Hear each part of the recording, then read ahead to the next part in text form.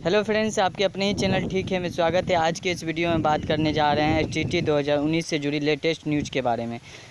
कहीं न कहीं हम लोगों की आस जगी थी, 7th फेज के जो कैंडिडेट्स हैं उनकी ये आस थी कि हम लोगों की नियुक्ति इस साल हो जाएगी, ये संभव नज़र आ रही थी। लेकिन अब ये कहीं से भी संभव नहीं है। 2022 जनवरी के बाद ही नियुक्ति पत्र, जैसा कि आप थंबनेल पे देख रहे हैं, उसी अनुरूप आज का तमाम अखबारों में ये न्यूज़ छापी गई है।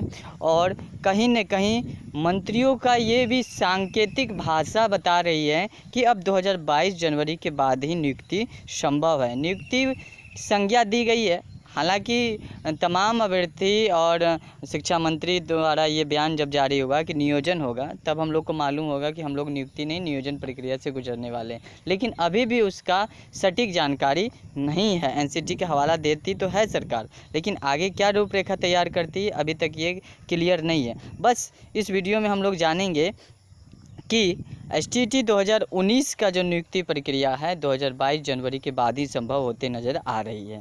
चलते हैं, रुक करते हैं सीधे अपने लेटेस्ट न्यूज़ की खबर की ओर।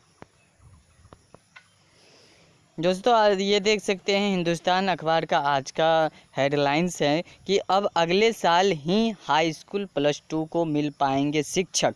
ठीक है, तो ये क्लियर कर रही है, ये अखबारों के द्वारा पता चल रही है। अखबारों के संवाददाता यूं ही खबर नहीं छापते हैं, उनको कहीं न कहीं सरकार के खुफिया एजेंसी ये कहीं न कहीं सिंबल देती है कि हमारे ज़रिए नहीं, इनडायरेक्टली आपके ज़रिए अभ्यर्थियों को, जनता को पता चले। अब अगले साल ही हाई स्कूल +2 को मिल पाएंगे शिक्षक, इसका कारण क्या है वो भी बताया है। और इस अखबार में ये बताया जा रहा है कि 7वां चरण भी पीछे छूट रहा है। 7वां चरण वाकई पीछे छूट रहा है। सरकार इस पे ध्यान नहीं देना चाहती है, वो चाहती है कि डिले है, क्योंकि सरकार के पास आर्थिक व्यवस्था भी उतनी सटीक नहीं है कि जितनी शिक्षक बहाली हो सभी को तनख्वाह वो दे पाए। यहाँ पे आप देख सकते हैं 7वां चरण भी पीछे छूटा। डिटेल्स में थोड़ा सा पढ़ लेते हैं। 7वें चरण में शिक्षा विभाग ने 37,655 शिक्षकों के पद पर नियुक्ति करने का मन बनाया था शब्द लगा हुआ है यहाँ पे, यही विडम्बना है बिहार की। ये पदवर्ग कमेटी राज्य मंत्रिमंडल से भी स्वीकृत है। लेकिन महत्वपूर्ण यह है कि शिक्षा विभाग ने उत्क्रमित उच्च माध्यमिक विद्यालयों के लिए शिक्षकों की भर्ती करने का निर्णय किया था, लेकिन अब छठे चरण की देर से 7वां चरण भी पूरी तरह प्रभावित होगा।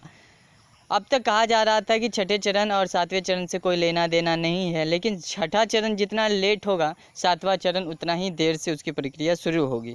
तो कहीं न कहीं एक दूसरे से जुड़ा हुआ है मामला। वैसे भी नियोजन की पूरी प्रक्रिया पूरे 5 माह की है। शिक्षा मंत्री विजय कुमार चौधरी ने पहले ही कहा है कि छठे चरण के पूर्ण होने के बाद ही 7वां चरण आरंभ हो सकेगा। तो 7वां चरण वाले यही चाहते हैं कि छठे चरण की प्रक्रिया जल्द से जल्द पूर्ण हो। मालूम हो कि इस चरण में नियुक्ति को लेकर बीएसईबी ने 80,000 से अधिक अभ्यर्थियों को एसटीटी 2019 में उत्तीर्ण घोषित किया है। और अभी चिराग पासवान, संदीप सौरभ, ये तमाम विधायक जो हैं और चिराग पासवान जो एलजेपी के नेता कहे जाते हैं, वो भी एसटीटी अभ्यर्थी के मामले में कूद पड़े हैं। वो भी चाहते हैं कि इनकी बहाली जल्द से जल्द हो। यहाँ पे आप कॉर्नर में देख सकते हैं लिखा हुआ कि 2022 जनवरी के बाद ही अभ्यर्थियों को नियुक्ति पत्र बांटे जाने की संभावना और स्थिति बन पाएगी, इससे पहले कोई गुंजाइश नहीं है। और वाकई मेरी इंडिविजुअल राय पूछिएगा तो ये एकदम सटीक जानकारी है, इससे पहले कोई बात नहीं है। सितंबर तक छठे चरण की प्रक्रिया ले जा रही है सरकार, तो सितंबर तक तो ये पता चलेगा कौन किनको किनको नौकरी मिला। और उसके बाद स्कूल जाना उनका आरंभ 1 महीना के बाद होता है कि 2 महीना का बाद होता है, तो अक्टूबर, नवंबर, दिसंबर चला ही जाएगा। तो जनवरी में ही संभव है, ये संभव है। हो सकता है कि जनवरी के बाद भी या जनवरी में भी ना हो पाए। क्यों? क्योंकि सरकार का जैसा रवैया देखने को मिल रहा है, इस आधार पर कहा जा रहा है। डिटेल्स में थोड़ा सा पढ़ लेते हैं। मुख्य बातें सार क्या है कि स्कूल कोरोना की जद से नियमित भी होते हैं तो बना रहेगा शिक्षकों का टोटा, यानी कमी। विभाग ने खाली पद तो कर दिए हैं, विज्ञप्ति इसलिए उन पर अतिथि शिक्षक रखने पर भी है रोक। खाली पद तो विज्ञप्ति भी जारी कर दिया, लेकिन अब वो अतिथि शिक्षक नहीं रख सकते हैं क्योंकि विज्ञापन जारी हो चुका है। नए नियोजन शेड्यूल के जारी होने से जनवरी बाद ही बहाल हो सकेंगे शिक्षक, क्योंकि नए छठे चरण का जो नया शेड्यूल जारी हुआ सितंबर तक चल रहा है वो। राज्य के सरकारी माध्यमिक एवं उच्च माध्यमिक विद्यालयों में इस साल शिक्षकों का कोटा बना रहेगा, क्योंकि पटना हाईकोर्ट के आदेश के अनुपालन में शिक्षा विभाग ने शुक्रवार को जो नियोजन कार्यक्रम जारी किया, उसके मुताबिक जनवरी 2022 के बाद ही शिक्षक अभ्यर्थियों को नियुक्ति पत्र बांटे जाने की स्थिति बन पाएगी। इस वर्ष यदि कोरोना संक्रमण में कमी देखा जाता है तो सरकार अभी 50% उपस्थिति के साथ चल रहे +2 को 100% क्षमता के साथ तथा हाई स्कूलों को भी रीओपन करने का इंतज़ाम करेगी। लेकिन अगर कोरोना का मामला घटता है तो अब तीसरी लहर की बात हो रही है यहाँ पे कि +2 को 100% क्षमता के साथ तथा हाई स्कूल को खोलती भी है तो विद्यार्थियों को सभी घंटे पढ़ाई जा सकेगी, इसकी उम्मीद कम ही है। गौरतलब है कि राज्य के हाई स्कूल +2 में 30,020 शिक्षकों पर नियोजन को लेकर 1 जुलाई 2019 को शिक्षा विभाग ने नियुक्ति की अधिसूचना जारी की थी। 2 साल के दौरान आधा दर्जन बार विभिन्न कारणों से, इनमें कुछ एक बार तकनीकी तथा विभागीय जबकि ज़्यादातर बार न्यायिक आदेशों की वजह से नियुक्ति पत्र बांटे जाने की तिथियां रद्द होती रही है। STT 2019 वाले पास है, उनको अभी तक सर्टिफिकेट भी नहीं मिली है। फलतः जिन अभ्यर्थियों ने शिक्षक बनने के लिए आवेदन किया उनका इंतजार लंबा होता नजर आ रहा है। खास बात यह है कि शिक्षा विभाग ने उच्च माध्यमिक एवं माध्यमिक विद्यालयों में शिक्षकों की घंघोर किल्लत को देखते हुए छठे चरण के शिक्षकों का नियोजन आरंभ तो किया। इनमें सबसे ज़्यादा रिक्त पद विज्ञान और भाषा विषय के थे, जिनके शिक्षकों की कमी से हाई स्कूल और कक्षा नहीं ली जा रही थी। फिलहाल 2 जुलाई को शिक्षा विभाग ने नियोजन का कार्यक्रम जारी किया और उसके मुताबिक 13 अगस्त तथा अंतिम रूप से चयनितों की मेधा सूची NIC के वेब पोर्टल पर हो जानी थी। ये छठे चरण की प्रक्रिया की बात हो रही है। इसके 1 माह के भीतर शिक्षक स्कूलों को मिल जाने के आसार थे। नियोजन का नया कार्यक्रम जो जारी हो गया तो 2 विषयों के अभ्यर्थियों को सामाजिक विज्ञान में 5 अंक का फायदा होगा और 30 जून 2019 पद तक रिक्त की गणना का डेडलाइन होने से पदों को बढ़ने के आसार हैं। ये नए शेड्यूल का सकारात्मक पक्ष है। बात तो सही है, नए शेड्यूल का सकारात्मक पक्ष, पॉजिटिव पक्ष यही है कि 5 अंक का सामाजिक विज्ञान को फ़ायदा होगा और 30 जून 2019 तक रिक्तियों की गणना का डेडलाइन होने से पदों को बढ़ने का आसार है। 7वें चरण में ये नए शेड्यूल का सकारात्मक पक्ष है। अब यहाँ पे देखते हैं कि अगला न्यूज हम लोग का क्या है। तो निष्कर्ष यही निकलता है कि 7वें चरण के अभ्यर्थियों को अभी भी लंबा इंतज़ार करना पड़ सकता है। ये छठे चरण की प्रक्रिया की बात हो रही है। आप अपने छठे चरण की प्रक्रिया का अपने ज़िला के बारे में जानना चाहते हैं तो NIC के वेब पोर्टल पे जा सकते हैं या अपने अररिया जिला के या अपने ज़िला के अखबारों को पलटाइएगा तो कुछ न कुछ आपको खबर मिलने को, देखने को, पढ़ने को मिल सकती है। अररिया नगर एवं सभी 9 प्रखंडों के साथ 83 पंचायतों के अंतिम मेधा सूची का हुआ अनुमोदन। दोस्तों आपको एक बात और बताते चलें कि नया शेड्यूल जो जारी हुआ उसका डेट आप याद रखिएगा। वीडियो के अंत में हम एक बार डेट रिवाइज कर देंगे कि किस डेट को काउंसलिंग की प्रक्रिया है।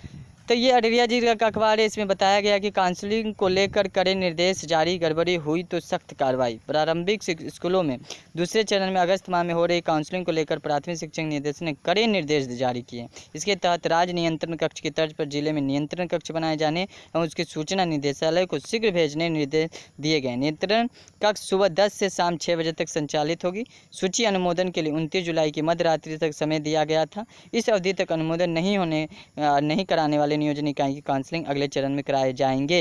रिक्त पदों के विरुद्ध चयन हो जाने के बाद काउंसलिंग समाप्त कर बाकी अभ्यर्थियों को न आवश्यक रोकना है और न ही उनका प्रमाण पत्र लेना है। इसके साथ ही अगले ही दिन चयन सूची सार्वजनिक करने की भी हिदायत दी गई है। प्रथम चरण में हुए काउंसलिंग और चयन पत्र को लेकर भी कड़े निर्देश दिए हैं। इसके तहत जिन नियोजन इकाइयों द्वारा चयन सूची को विभागीय पोर्टल पर अपलोड नहीं किया गया उनके विरुद्ध शिक्षा अधिकार अधिनियम के तहत कार्रवाई की जाएगी। इसमें स्थिरता बरतने वाले शिक्षा विभाग के अधिकारी पर भी कार्रवाई होगी। चयन पत्र की जांच के क्रम में काउंसलिंग रद्द करने की अनुशंसा के लिए भी 29 जुलाई तक का समय दिया गया था और काउंसलिंग रद्द कर दिए जाने और चयन सूची रद्द हो जाने के बाद अभ्यर्थियों के प्रमाण पत्र अविलंब लौटा दिए जाने की बात कही गई है ताकि अभ्यर्थी अगले चरण में अपनी सुविधा अनुसार काउंसलिंग में भाग ले सके।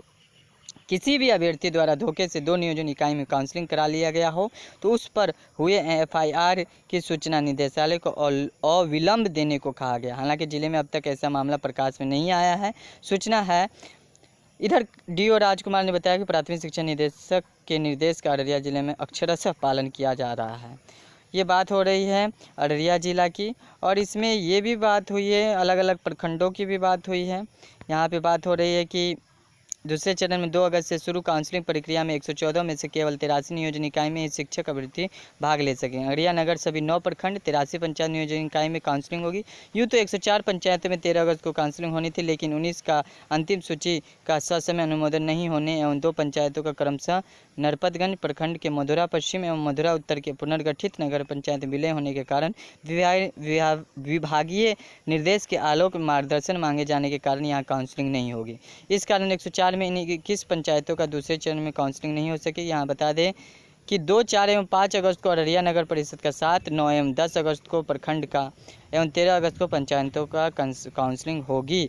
डीओ राजकुमार ने बताया काउंसलिंग प्रक्रिया पूरी पारदर्शिता के साथ होगी। 13 अगस्त को जिले के जिन पंचायत नियोजन इकाई में काउंसलिंग होगी उसमें रानीगंज 60 प्रखंड के 10-10, अररिया के 12, जोकीहाट के 14, पलासी के 16, कुर्साकाट एवं फरबिसगंज प्रखंड के 4-4, बरगामा प्रखंड के 8 एवं नरपतगंज पंचायत शामिल है। 13 अगस्त को इन पंचायतों की काउंसलिंग होनी। रानीगंज प्रखंड के पंचायत यहाँ दिया हुआ है, अररिया का दिया हुआ है, जोकीहाट का पलासी प्रखंड के पंचायत दिए हुए हैं, बरगामा के फरबिसगंज के पंचायत दिए हैं, 60 प्रखंड के पंचायत दिए हैं। तमाम यहाँ पे न्यूज़ दिया हुआ है, आप देख सकते हैं। इसको आप अपने ज़िला का अगर अखबारों को उल्टाइएगा तो देख सकते हैं छठे चरण की काउंसलिंग से जुड़ी लेटेस्ट न्यूज़।